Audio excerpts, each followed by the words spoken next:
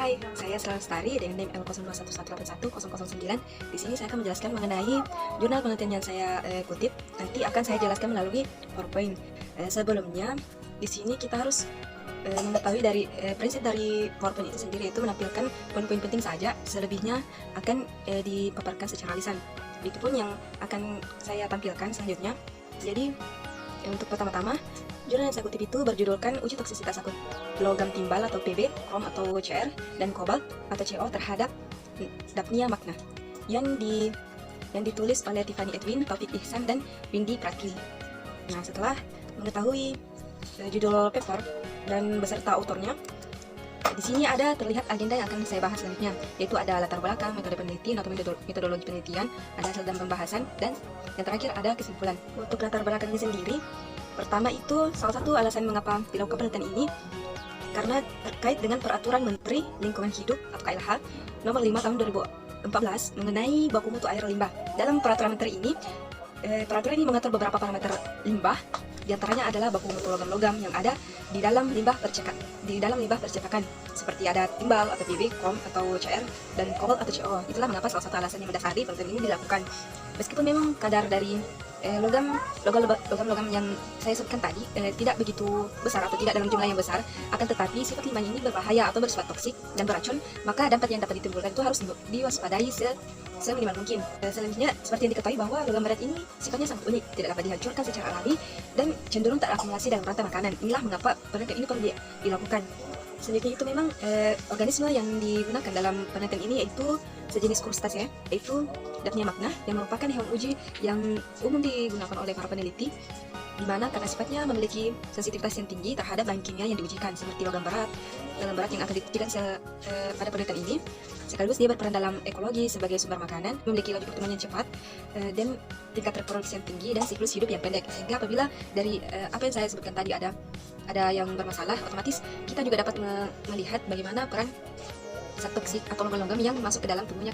Itulah mengapa penggunaan Daphnia magna ini sangat membantu dalam proses penelitian ini. Selain itu, Daphnia magna ini apabila sudah mengalami penurunan populasi, maka dapat diindikasi bahwa pencemaran dalam lingkungannya itu sudah sangat akut. Maka apabila sudah pencemaran telah terjadi sudah sangat akut, maka akan mengurangi sumber makanan di perairan dan berisiko juga terhadap akumulasi dari kontaminasi logam berat untuk rantai makanan selanjutnya, seperti dapat berakibat pada manusia. Itulah salah satu alasan atau latar belakang yang mendasari mengapa penelitian ini dilakukan. Selanjutnya, untuk metodologi atau metode penelitian, dalam penelitian ini digunakan uji toksisitas yang secara teknik statis, di mana selama uji berlangsung tidak dilakukan penggantian larutan ataupun pembedahan organisme uji. Sehingga penelitian ini terdiri dari dua tahap, yaitu ada uji pendahuluan atau range finding test dan uji dasar atau definitive test. Dan memang pada dasarnya untuk uji toksisitas menggunakan selain krustasea juga biasa digunakan ikan ataupun alga, tetapi pada penelitian ini digunakan dari jenis krustasea. Adapun langkah-langkah yang dilakukan dalam proses penelitian ini itu pertama menyiapkan alat dan bahan. Adapun alat yang digunakan yaitu ada akuarium ukuran 30 x 25 x 20 sebanyak 3 buah, dan juga ada aerator yang digunakan untuk kultur Daphnia magna ini. Nah, ada juga botol berukuran 100 ml sebanyak 30, untuk wadah uji ada gelas ukur 50 ml untuk larutan uji, pipet tetes untuk memudahkan Daphnia magna, pH meter, DO meter, dan termometer yang digunakan untuk mengukur parameter fisik dan kimia untuk parameter pH, DO, dan suhu. Sedangkan untuk bahan yang digunakan ada larutan artifisial PB 0,3 mg per liter, ada Krom 0,8 mg per liter, dan ada Kobalt 0,9 mg per liter. Ini memang bahan yang pastinya dibutuhkan karena memang ini adalah yang akan diujikan sesuai dengan konsentrasi logam pada limbah cair industri percetakan.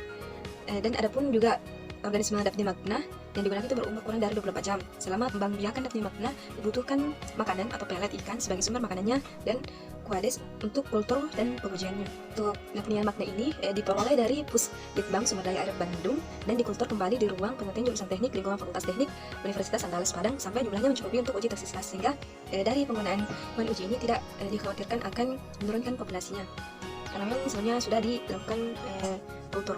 Untuk langkah selanjutnya itu dilakukan aklimatisasi. Seperti yang diketahui bahwa proses aklimatisasi ini bagaimana suatu organisme hewan uji ini beradaptasi dengan lingkungan barunya. Proses aklimatisasi Daphnia magna ini dilakukan pada medium aquades selama kurang lebih dari 2 jam sebelum pelaksanaan uji toksisitas. Aklimatisasi dilakukan masing-masing untuk uji pendahuluan dan uji dasar.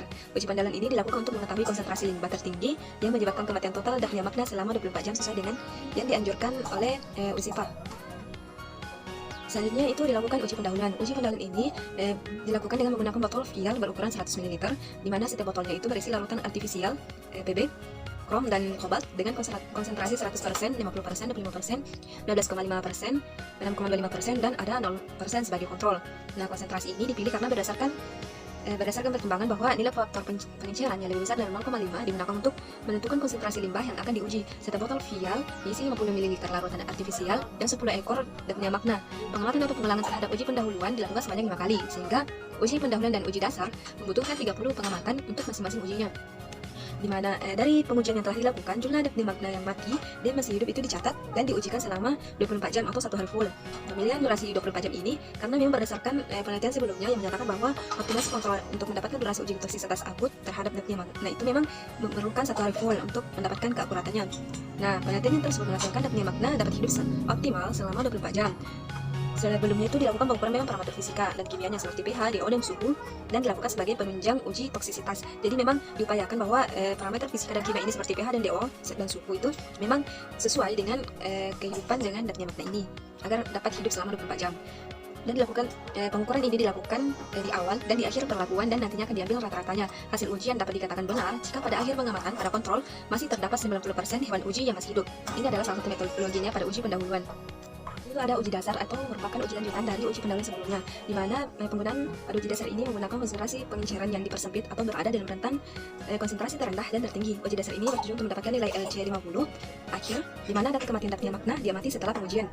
Nah, setelah dilakukan uji dasar, maka tahapan selanjutnya ada analisis data. Pada analisis data ini, nilai LC50 didapat dengan menganalisis data kematian hewan uji. Analisis data ini dilakukan setelah pengumpulan data hasil uji pendahuluan dan uji dasar.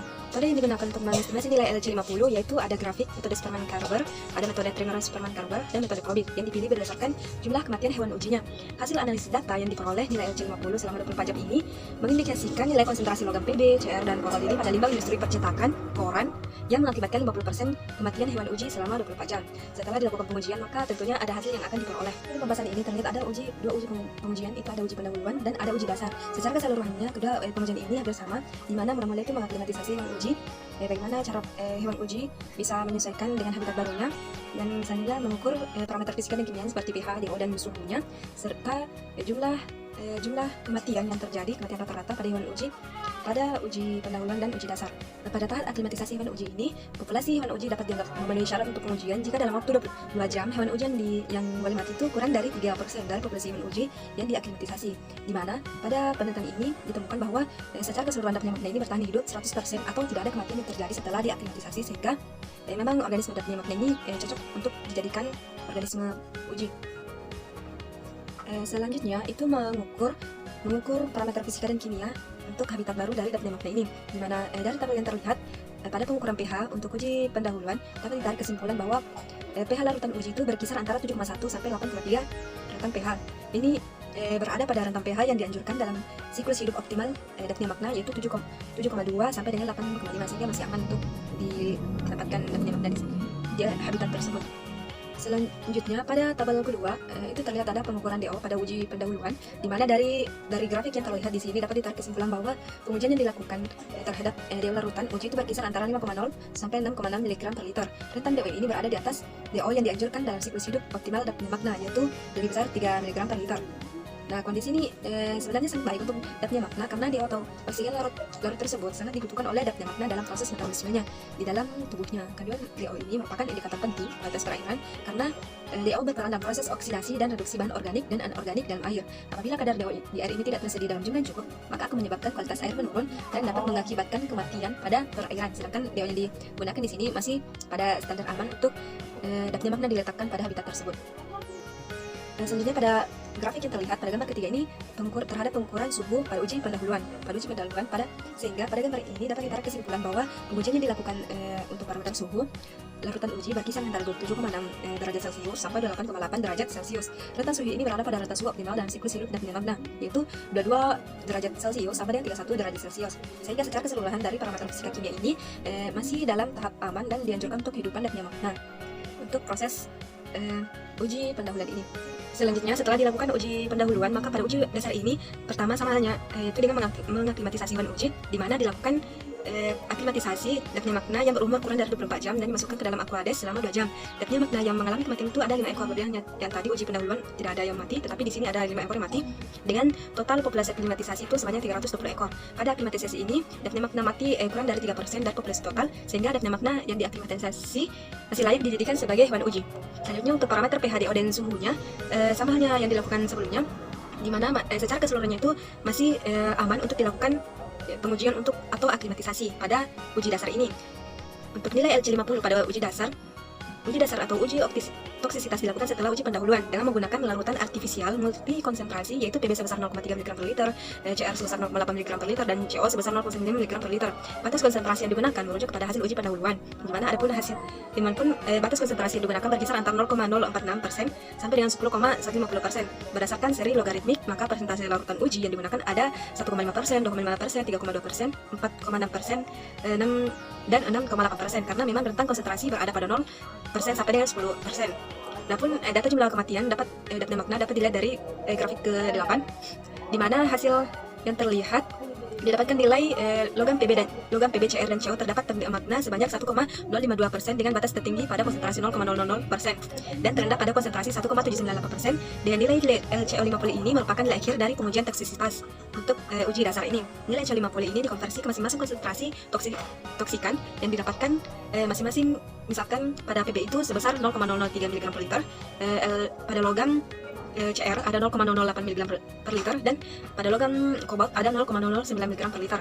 Maka untuk hasil pembahasannya demikian. Untuk hasil secara keseluruhannya atau kesimpulan dari penelitian ini, di mana dinyatakan bahwa memang semakin tinggi konsentrasi logam PB atau CR dan CO, maka itu berbanding lurus dengan kematian yang terjadi pada hewan uji atau dapnya makna itu juga akan semakin besar, sehingga nilai LC yang dilakukan juga akan semakin besar. Begitu juga sebaliknya, kecenderungan logam PB, CR, dan kobalt ini terhadap nilai LC dengan nilai R-nya sama dengan 0,983 yang menunjukkan bahwa konsentrasi logam sangat kuat dalam mempengaruhi nilai LC. Demikianlah persentase yang bisa saya sampaikan, lebih dan kurangnya mohon dimaafkan. Assalamualaikum warahmatullahi wabarakatuh.